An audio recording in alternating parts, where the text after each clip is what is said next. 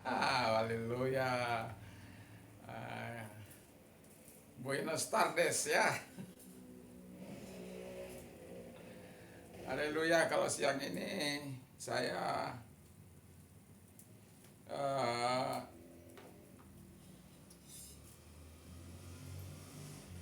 sedikit terlambat ya. Harusnya tadi pagi, tapi baru siang ini karena ada sesuatu hal. Anak saya ujian sempro dia ya. Jadi baru kali ini karena masih ada waktu saya untuk eh, pagi nanti ke jam 7 ya. Jadi masih ada beberapa jam untuk itu. Makanya saya akan membawa kita di dalam renungan, bukan renungan pagi ya, tapi renungan siang. Yang mungkin sebagai saat kita santai sambil mendengarkan firman Allah. Karena iman timbul dari pendengaran firman Kristus. Yakini dan percayai. Oke, saya akan mengambil dari Kisah Rasul 1 ayat 8, demikian bunyi firman Allah. Tetapi kamu akan menerima kuasa kala Roh Kudus turun ke atas kamu, dan kamu akan menjadi saksiku di Yerusalem dan di seluruh Yudea dan Samaria dan sampai ke ujung bumi. Jadi saya ulang satu kali lagi, tetapi kamu akan menerima kuasa. Ya. Tetapi kamu akan menerima kuasa apabila Roh Kudus turun atas kamu, apabila Roh Kudus tinggal dalam hidupmu, sebagaimana Yesus katakan, Roh itu tinggal dalam hidupmu, dan apabila dia ada dalam hidupmu, maka dia akan bekerja di dalam dan melalui engkau. Dan Tuhan akan menyatakan kuasanya. Jadi kalau dikatakan kita akan menerima kuasanya, kuasa apa sajakah yang akan diberikan kepada kita sebagai orang percaya yang mengasihi Tuhan? Ini kita melihat ini adalah sebelum Yesus terangkat, tapi sebelumnya dia sudah juga berkata dalam Lukas 24 ayat 49, engkau harus menantikan, aku akan mencurahkan Roh Kudusku ke atas kamu, dan nantikanlah di kota Yerusalem. Ya, jadi murid-murid waktu itu sudah diingatkan untuk tidak pergi dari kota Yerusalem. Dan kita lihat di pasal 1 ini kita bisa melihat mereka menanti, dan pasal 2 kita lihat bagaimana pada akhirnya Tuhan mencurahkan Roh Kudusnya kepada mereka, dan mereka kemudian menyatakan kuasa ya di tengah-tengah dengan melalui berbagai-bagai macam bahasa yang ada, yang mereka sendiri belum pernah mengucapkan, seperti Partia, Media, Elam, Mesopotamia, Yudea, Kapadokia, Pontius dan Asia, Frigia, Pamfilia, Mesir, dan daerah-daerah lain di Libya dan sekitarnya. Jadi orang sangat heran sampai ada orang mengatakan bahwa mereka itu adalah mabuk anggur. Tetapi di sini mau saya katakan, karena Tuhan sudah berkata, kalau Roh Kudus turun atas kamu, kamu akan menjadi saksiku. Ya. Jadi kuasa yang pertama itu adalah kuasa untuk bersaksi. Jadi murid-murid pada waktu itu dikatakan, engkau akan menjadi saksiku di Yerusalem, menjadi saksiku di seluruh Yudea dan Samaria, dan sampai ke ujung bumi, seperti yang kita baca dalam pasal Yerusalem dan seluruh Yudea, Samaria, dan sampai ke ujung bumi. Nah, jadi kalau kita melihat bagaimana mereka memberikan kesaksian yang kuat di Yerusalem, dan banyak orang yang menjadi percaya karena perilaku dan kehidupan mereka yang telah berubah, yang dari tadinya mereka adalah orang-orang pengecut, sama seperti Petrus itu ketika didakwa seorang hamba, engkau adalah salah seorang dari murid Yesus, kata, oh tidak, saya tidak kenal itu Yesus. Maka Yesus menatap Petrus, dan berkokoklah ayam banyak 3 kali, karena firman Allah katakan, sebelum ayam berkokok 3 kali engkau sudah menyangkal sebelum ayam berkokok engkau sudah menyangkal aku 3 kali. Jadi Di sini yang mau saya katakan bahwa Tuhan memberikan kuasanya bagi kita untuk bersaksi. Jadi ketika kita penuh Roh Kudus, kita berani untuk bersaksi. Kalau kita tidak berani untuk bersaksi, ya berarti ada something wrong itu. Ya. Jadi kalau kita tidak bisa bersaksi, makanya ya kadangkala kita memang harus bijaksana ya dalam bersaksi ini. Ya, kalau saya dulu bersaksi di mobil, di pesawat, di mana saja, ke toko-toko, ya, ya, ya. Jadi tidak sedikit orang yang menerima Yesus sebagai Tuhan dan Juru Selamat. Walaupun kadangkala mereka tidak beribadah di sini, tapi pada akhirnya mereka menjadi percaya kepada Yesus. Yang mau saya katakan adalah pekerjaan kita bukan soal membawa dia kepada gereja kita atau gereja siapa, tapi memperkenalkan dia kepada Yesus supaya dia mengalami pembaharuan.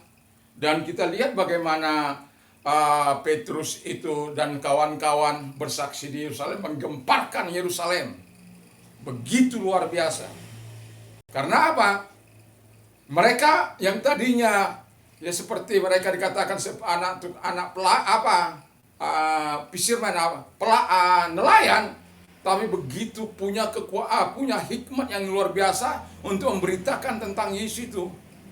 Dan kenapa? Yesus sudah berjanji bahwa dia akan memberikan kuasanya untuk bersaksi dimanapun mereka ada. Itu sebabnya sebelum Yesus juga sudah mengatakan di pasal 20 ayat 18-20 itu, bahwa segala kuasa telah diberikan kepadaku, ya, dan pergilah dengan kuasa itu, baptislah mereka di dalam nama Bapa, Anak, jadikanlah semua bangsa muridku, baptislah mereka di dalam nama Bapa, Anak, dan Roh Kudus. Dan apa lagi kata? Ajarlah mereka melakukan sesuai dengan apa yang ku perintahkan kepadamu. Ketahuilah aku menyertai engkau sampai kepada kesudahan zaman. Jadi pergi dengan kuasa itu untuk memberitakan Injil, bukan dengan kekuatan kita. Makanya kalau ada orang bersaksi, lalu bersaksinya sembunyi-sembunyi, ya dengan berdasarkan orang katakan berkamuflase, saya tetap tidak setuju. Ya. Kalau menginjil itu memang harus kelihatan, ya. Saya ini percaya Yesus, betul-betul percaya Yesus. Dimanapun kalau memang Tuhan kalau dia panggilan Tuhan untuk bersaksi di daerah itu, saya yakin Tuhan akan memperlengkapinya. Tapi jangan coba-coba mengangkat diri sendiri untuk bersaksi. Tapi kalau Anda yakin Anda sudah diperlengkapi dengan kuasa itu, dengan segala kesulitan yang ada mungkin, ya bisa saja terjadi. Bisa saja terjadi. Tapi yang mau saya katakan adalah bahwa Tuhan memberikan kita kuasa untuk menjadi saksinya dimanapun kita ada. Jadi kalau pertama dikatakan di Yerusalem, di seluruh Samaria, Yudea, Samaria, dan sampai ke ujung bumi. Itu bisa dari kita, keluarga kita, lingkungan kita, masyarakat, dan bahkan kepada bangsa-bangsa. Jadi disitulah kita betul-betul ketika Roh Kudus menerima kehidupan kita, tentu kita menjadi ciptaan baru. Sesuatu yang lama sudah berlalu, ya, yang baru sudah datang. Kita menjadi manusia baru. Saya waktu pulang kampung, saya banyak bersaksi kepada keluarga-keluarga di sana atau di kampung saya. Ya, kadang-kala orang tua-tua itu bilang bawa anak saya ini, tapi saya nggak mau bawa anak mereka, tapi saya kasih kartu nama saya. Karena saya bilang kalau saya yang bawa, nanti kalau ada kesulitan-kesulitan, kan kau yang bawa aku kemari, ya pulangkan saja dong. Tapi kalau dia datang, dia tentu sudah punya perhitungan yang matang kalau datang ke istilahnya mereka datang ke pulau ini. Ya. Dan saya mau katakan bahwa kita diberikan kekuatan untuk bersaksi. Jadi kalau saya di sini di taksi Cidomo, ya, walaupun dengan sekarang keadaan situasi di pulau kami ini yang sedikit berbeda, ya harus berhikmat, bijaksana. Tetapi yang mau saya katakan bahwa Tuhan tetap akan memberikan kepada kita roh keberanian untuk bersaksi. Yang kedua, kuasa untuk mengadakan mujizat. Jadi ketika Roh Kudus turun atas kita, kita akan diberikan kuasa untuk mengadakan mujizat. Tapi bukan karena kita paksaan kita, bukan. Tapi itu pasti menyertai semua saksi Tuhan. Siapapun saksi Tuhan yang betul-betul bersama dengan Tuhan, saya yakin dan percaya pasti mengalami yang namanya mujizat, kuasa untuk melakukan mujizat. Tidak bisa tidak.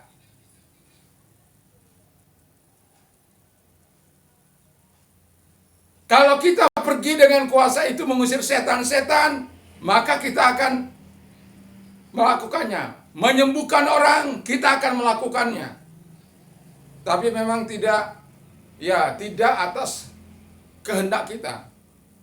Walaupun keinginan kita sangat-sangat besar. Dalam doa dan puasa kita ini, kita minta supaya pekerjaan Allah yang supranatural itu lebih dahsyat lagi. Supaya apa? Nama Tuhan dimuliakan, nama Tuhan ditinggikan, nama Tuhan diagungkan.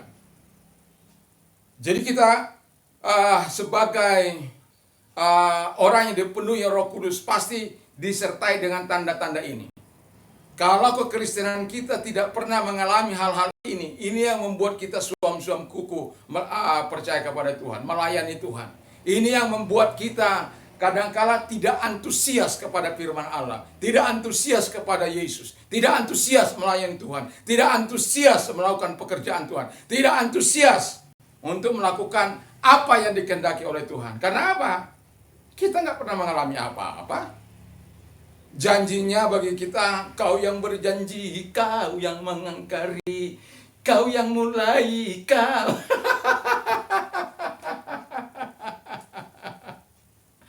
Yesus tidak pernah seperti itu. Tapi justru kita yang harus introspeksi diri. Mengapa kuasa itu tidak ada?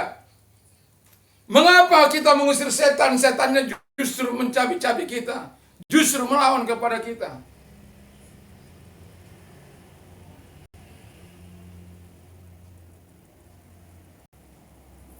Saya satu kali hari Minggu, ya, tiba-tiba dari pihak aparat panggil saya untuk pergi ke kantor polisi karena ada orang kerasukan, badannya besar dan mereka nggak bisa berbuat apa-apa karena dia kerasukan. Dan setelah saya selesai melayani, dia masih tetap ngamuk-ngamuk di sana. Jadi yang tersiksanya itu adalah mereka-mereka yang ada di sel itu. Yang akhirnya dia dipisahkan ke satu sel, di sendiri satu sel, lalu yang lain menjadi padat. Nah, kemudian yang mau saya katakan adalah ketika saya akhirnya melayani di sana, kemudian saya datang ke sana di sel Polsek Cakranagara.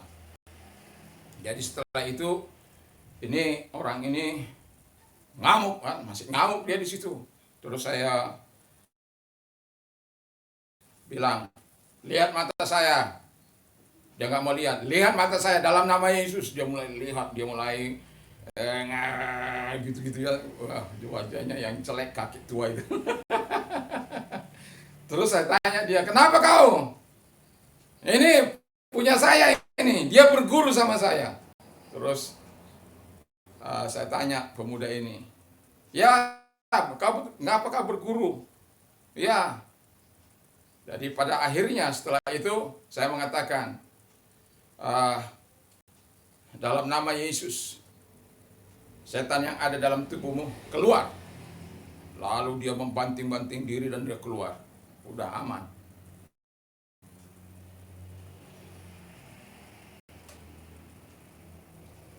kita dengan mudah melakukan. Orang mau paksa dia mau menuruti mereka gak bisa. Malah mereka dibanting-banting sama dia. Kekuatannya supranatural. Kita tidak perlu jamah dia hanya dengan ngomong. Kita perintahkan dalam nama Yesus. Kenapa? Kuasa itu sudah diberikan bagi kita. Makanya sungguh-sungguhlah dengan Tuhan. Benarkah Roh Kudus itu sudah turun atas kita? Itu kan tesnya. Tesnya ketika kita apa? Ketika kita mau nggak bersaksi. Betul nggak bahwa kita diberikan kuasa untuk melakukan mujizat? Mengusir setan-setan dalam namanya. Itu juga mujizat.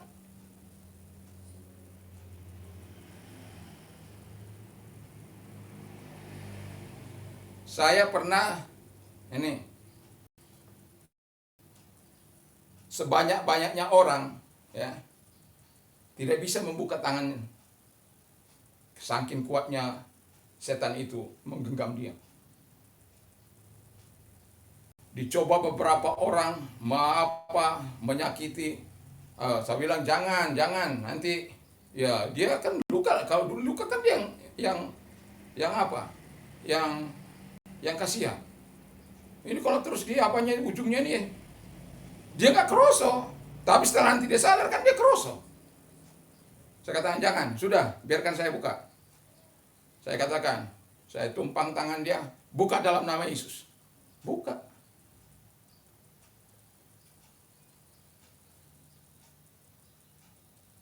Di Surabaya, ya. Jadi ini kunci, sudah dikunci nih dia.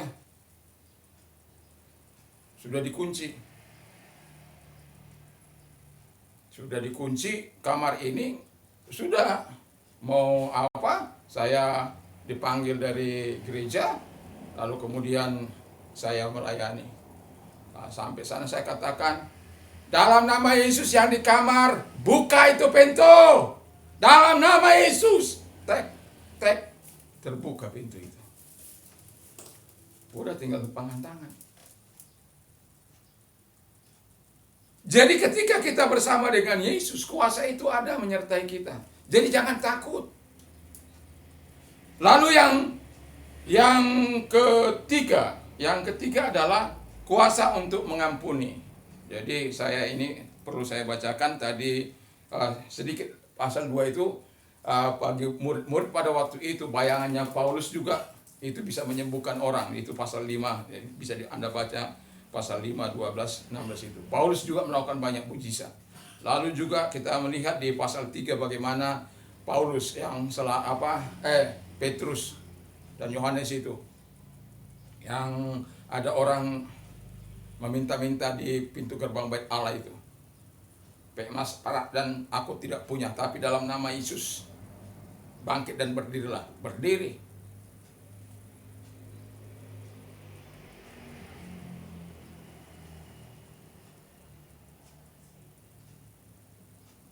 Jadi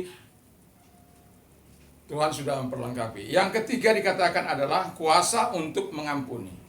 Jadi Anda tidak punya kekuatan kalau orang sakiti Anda, lalu dia minta maaf. Kalau Anda tidak memiliki Roh Kudus, sulit bagi Anda untuk mengampuni. Sulit. Kalaupun Anda mengampuni, ya. Tapi tanda-tanda keretakan itu pasti ada. Tanda-tanda luka itu pasti ada. Nggak bisa kita mengampuni dengan betul lalu menjalin hubungan lagi. Nggak bisa. Ya sudah cukup.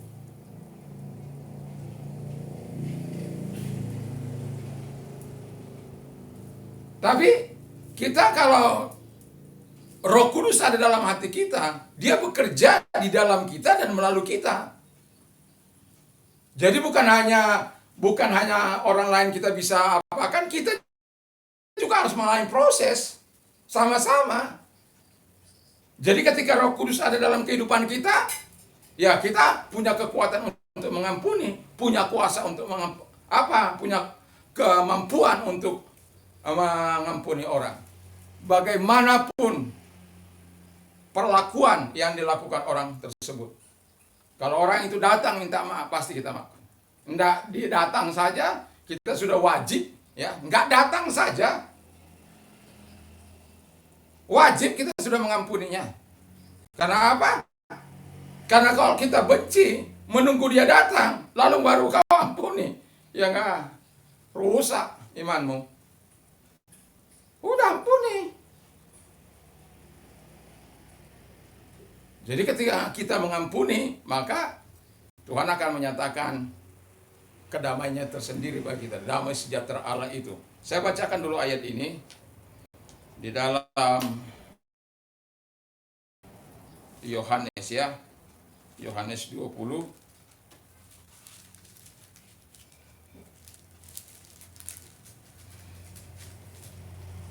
ayat 21 sampai 23. Demikian bunyi Allah, firman Allah. Maka kata Yesus sekali lagi, damai sejahtera bagi kamu, sama seperti Bapa mengutus aku, demikian juga sekarang aku mengutus. Dan sesudah itu berkatalah demikian, ia menghembusi mereka dan berkata, terimalah Roh Kudus. Ya, jikalau kamu mengampuni dosa orang, dosamu juga diampuni. Dan jika kamu menyatakan dosamu tetap ada, dosanya tetap ada. Jadi kita diberi kuasa untuk mengampuni orang lain. Kekuatan yang luar biasa dari Tuhan. Jadi bersyukurlah punya Allah yang luar biasa yang kita percayai. Sehingga dengan roh pengampunan yang ada, kita akan mudah mengampuni. Di daerah kami ini sering terjadi perang suku, perang antar kampung gitulah ya. NTB ini, baik di sini maupun di Bima. Tapi sekarang ini sudah berkurang. Kalau 2-3 tahun yang lalu, aduh, ya, orang saling bunuh, yang hanya beda jalan saja bisa saling menyakiti. Padahal ada keluarganya di situ, ada neneknya di situ, ada opungnya di situ, ada macam-macam di situ, keluarganya. Tapi ketika terjadi apa, mereka harus mengambil sikap. Aduh, repot. Kenapa? Dan itu berulang berapa kali. Karena nggak ada roh pengampunan itu. Sampai pada akhirnya aparat bertindak tegas. Siapapun yang mulai tembak. Dan dengan melibatkan tokoh-tokoh agama, pada akhirnya semuanya bisa reda. Situasinya memang nggak enak. Kalau orang tidak mudah mengampuni, kalau orang tidak mengampuni lalu dia dendam, kalau dia sudah dendam, dia akan merencanakan berbuat sesuatu yang jahat pada orang tersebut. Bahkan bila perlu melenyapkan orang tersebut.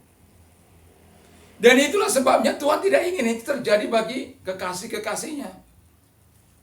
Diberikan Roh Kudusnya, diberikan damainya, itu tandanya bagi kita. Supaya apa? Damai sejahtera Allah itu tidak hilang dari kita. Sukacita Allah itu tidak hilang dari kita. Saya menyaksikan waktu kerusuhan, siapa-siapa yang angkati barang saya itu. Dengan mata kepala saya sendiri. Ya ada sih yang dibakar. Sampai malam mereka bekerja. Sampai habis semua, habis. Di dalam itu tidak ada satupun yang tinggal. Terkecuali sampah-sampah. Terkecuali sampah. Tapi apakah saya dendam? Tidak. Sudah saya pernah saksikan salah seorang yang datang, istri saya sakit bang. Ini mau lebaran, saya nggak punya baju, nggak punya uang. Saya bilang, pas waktu itu saya bilang ada baju baru saya, kasihkan saja.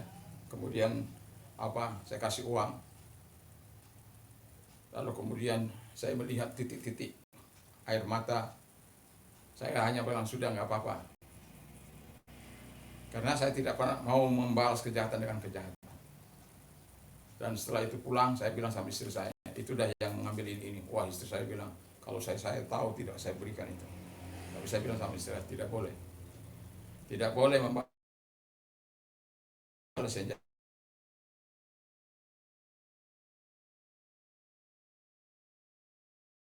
jahat dengan yang jahat. Nah, jadi nggak boleh kita menyaksikan orang-orang yang mengambil apa yang saya punya itu. Jadi saya tahu persis orangnya siapa. Siapa yang ngambil pakaian istri saya. Saya tahu. Tapi saya lihat kemudian rumah tangganya hancur.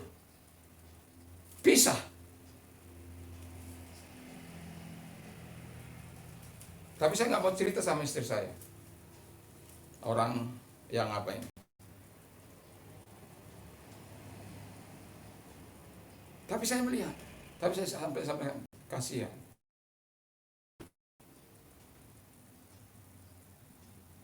Jadi tidak boleh dendam. Lalu kuasa untuk menghukum orang berdosa.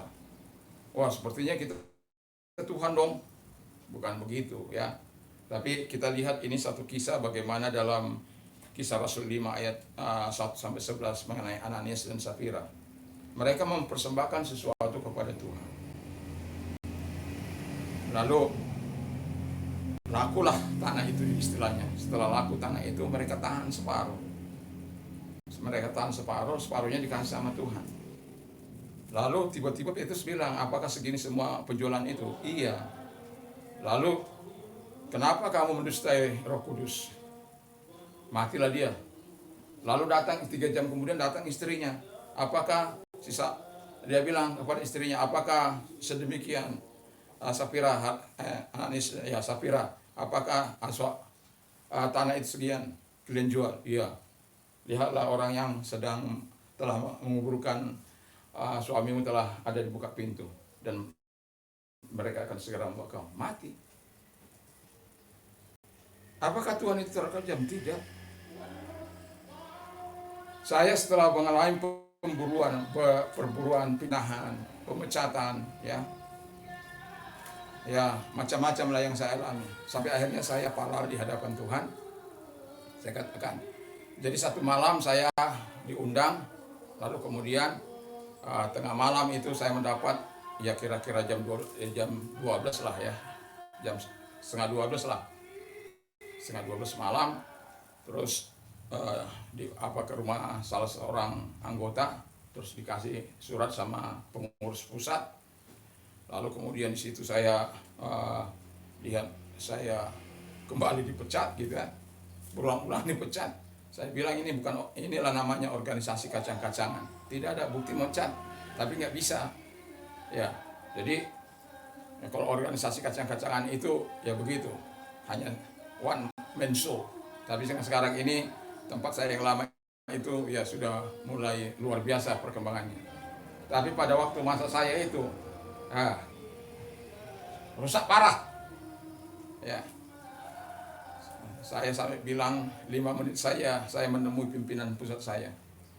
Nggak diperbolehkan. Ditahan. Dan pada akhirnya ya sudahlah. Rupanya harus berpisah. Makanya saya di organisasi itu. Organisasi Gereja Pantai Kosta ini. Tapi saya bisa melihat kemudian kebaikan Tuhan itu. Nah, yang mau saya katakan adalah setelah saya menerima, saya pulang.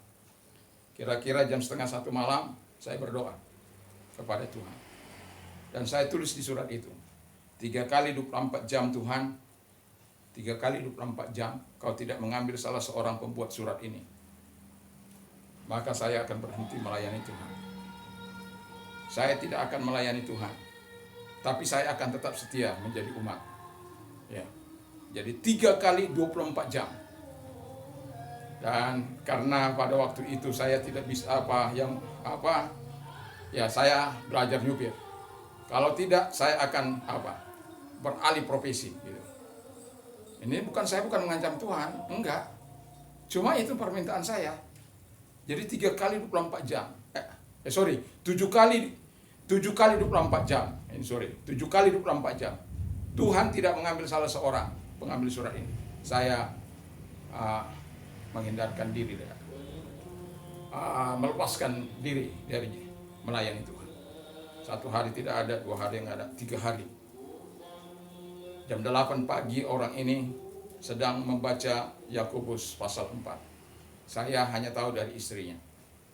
Yakobus 4 itu khususnya dia terkena kepada ayat yang keempat. ayat pasal Yakobus 4 ini betul-betul saya setidaknya tahu gitu loh, bahwa bersahabat dengan dunia bermusuhan dengan Allah. Nah lalu istrinya bilang, udah sana pergi kamu minta ampun, minta maaf sama Pak Pendeta sana, kamu ikutan gitu kan. Udah, apa saya yang tua ini minta maaf? Enggak lah ya, ya begitu. Jadi jam 4, jadi dia jam 8 itu, jam 4 itu putus nyawanya. Panggil. Sampai kadang-kala saya sedih juga, karena orang bilang, masa ada pendetanya mendoakan jemaatnya mati. Tapi saya nggak mengatakan begitu sama Tuhan, 7 kali ulang ambil. Kalau enggak saya tidak melayani Tuhan, itu saja kan, itu saja. Yang ngambil kan bukan saya, yang ngambil itu kan Tuhan.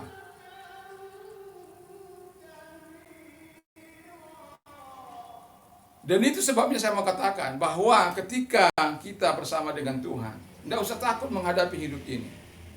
Karena kita punya Tuhan, punya Yesus, punya Raja di atas segala raja.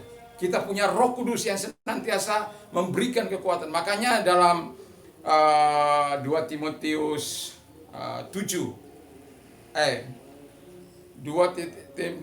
ayat yang ke-7 dikatakan bahwa Allah tidak memberikan kepada kita roh ketakutan, melainkan roh yang membangkitkan kekuatan, kasih, dan ketertiban. Kalau dalam bahasa Inggrisnya power. Dia berikan kekuatan, dia berikan kuasa sekaligus kepada kita. Jadi banggalah mempercayai Tuhan sebagai Tuhan dan Juru Selamatmu. Banggalah. Jadi kalau kita menyadari betapa pentingnya kita memiliki Roh Kudus, seharusnya kita begitu antusias kepada Tuhan, begitu antusias untuk mengharapkan Dia datang kepada kita. Karena Alkitab katakan begini, kalau Bapa yang jahat saja tahu memberikan pemberian-pemberian yang baik kepada anak-anaknya, apalagi Bapamu yang di surga, Dia akan memberikan Roh Kudusnya bagi orang-orang yang meminta kepada Dia. Apalagi Bapamu yang di surga itu, yang penuh cinta, penuh kasih, pasti Dia akan memberikannya kepadamu. Karena begitu luar biasanya manfaat dari Roh Kudus ini dalam kehidupan kita. Kuasa itu yang mengalir, yang dialirkan di dalam kita dan melalui kita.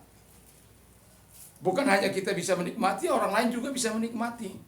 Yang belum mengalami terobosan dari Tuhan, mereka bisa mengalami terobosan melalui hidup kita. Jadi kalau kita menyadari pentingnya yang Roh Kudus itu dalam hidup kita, saya yakin kita nggak akan pernah bermain-main. Saya yakin kita akan antusias untuk meminta kepada Bapa.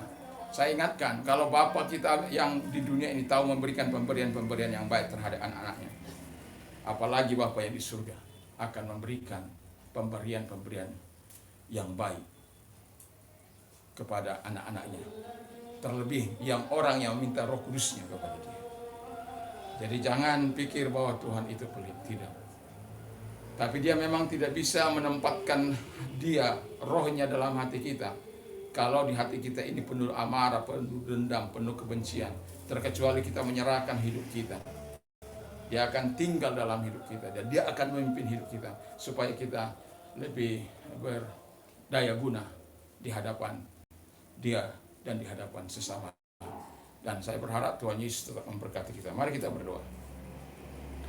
Kami bersyukur, berterima kasih kepada Bapa yang baik, dan biarkan Roh Kudus memimpin kami sehingga kami orang-orang yang punya kuasa untuk bersaksi, punya kuasa untuk melakukan mujizat, punya kuasa untuk mengampuni, punya kuasa untuk Tuhan Yesus menghukum orang-orang berdosa. Tapi bukan kehendak kami. Kami tahu bahwa ada saat di mana Tuhan mau mengerjakan hal-hal yang harus Engkau tunjukkan kekuatan melalui orang-orang yang Engkau percaya. Dan itu sebabnya Bapa di surga, Tuhan tolong kami sehingga kami tidak bermain-main dengan Tuhan, tapi kami dengan sungguh-sungguh mencintai Tuhan, mencintai Roh Kudus, mencintai Bapa di surga dengan segala keberadaan kami ini. Terima kasih Bapa. Bangsa dan negara kami diberkati, Presiden dan Wakil Presiden diberkati, para menteri diberkati, Gubernur, Bupati, Wali Kota, Camat, Lurah, RW diberkati, gereja-gereja Tuhan, Ars Nasional, gereja-gereja Tuhan juga diberkati, dan seluruh denominasi di gereja Tuhan yang lebih dari 230-an ini Tuhan. Tuhan berkati semuanya. Bapa di surga, Tuhan tolong sehingga setiap kami boleh saling mengasihi dan boleh semua kami orang-orang percaya dipenuhi oleh kuasa Roh Kudus-Mu. Terima kasih, kami bersyukur, kami berterima kasih kepada Tuhan Yesus Kristus. Kami juga berdoa kepada mereka yang sakit. Apakah sakitmu gagal ginjalkah, dan engkau sedang mengalami proses yang begitu luar biasa, dan jantung koroner atau mau pasang selang apakah namanya, saya mau katakan engkau yang ada di rumah sakit yang bisa mendengarkan, dan juga engkau yang ada di rumah-rumah ya dimanapun engkau berada, dan saya mau katakan setiap hari pagi, kebetulan hanya siang ini saya ada, saya mau katakan kepada saudara, saya tiap pagi datang untuk mendoakan, datang untuk menyerahkannya kepada Tuhan supaya engkau yang sakit bisa disembuhkan oleh Tuhan dan oleh pertolongan Tuhan. Malam juga saya ada, dan karena begitu besar kasih saya kepada masyarakat Indonesia dari Sabang sampai Merauke, dari Miangas sampai Pulau Rote, baik orang percaya maupun orang-orang yang tidak percaya, sehingga semuanya mengalami kekuatan kesehatan daripada Tuhan. Di dalam nama Tuhan Yesus Kristus, segala sakit penyakit yang sedang derita mereka, aku perintahkan dalam nama Yesus keluar, dan oleh bilur-bilurmu mereka sembuh dalam nama Yesus. Dan kami juga berdoa yang diabetes sembuh, yang COVID sembuh dalam nama Yesus, dan mereka-mereka yang mengalami Tuhan gagal ginjal disembuhkan, stroke disembuhkan dalam nama Yesus, kanker, Tuhan disembuhkan, tumor disembuhkan dalam nama Tuhan Yesus. Oh Bapa di surga, dalam nama Yesus, baik kanker stadium 4 pun Tuhan mampu menyembuhkannya dalam nama Yesus. Bagi Tuhan tidak ada yang tidak mungkin. Bagi orang percaya semuanya mungkin, oleh karena Tuhan yang melakukannya. Terima kasih Bapa di surga, terima kasih. Kami juga berdoa bagi sahabat-sahabat kami, Tuhan memberkati di mana mereka melayani, di Ngarai, di Lembah, Gereja Organisasi GP juga, pimpinan, semua kami serahkan dalam tangan Tuhan. Tuhan berkati semuanya, Tuhan Bapa di surga. Kami diberkati dimanapun kami melayani. Terima kasih, kami bersyukur dalam nama Yesus. Haleluya. Amin. Damai sejahtera Allah yang melampaui segala akal akan memelihara hati dan pikiran kita mulai saat ini di dalam Yesus Kristus Yesus. Lalu saya mau katakan bahwa berbahagialah orang yang mendengar dan menyimpan dan melakukannya dalam hidupnya. Iman timbul dari pendengaran firman Kristus. Apa saja yang orang lain ingin lakukan kepadamu, lakukan jugalah demikian. Dan ingat, Allahku akan mencukupi segala kebutuhanmu menurut kekayaan dan kemuliaan dalam Kristus Yesus. Dimuliakanlah Bapa mulai hari ini sampai selama-lamanya. Dan juga saya mau katakan bahwa I can do all things through Him who gives me strength. Segala perkara dapat kutanggung dalam Dia yang memberikan kekuatan kepadaku. Shalom. Tuhan memberkati kita semuanya. Amin.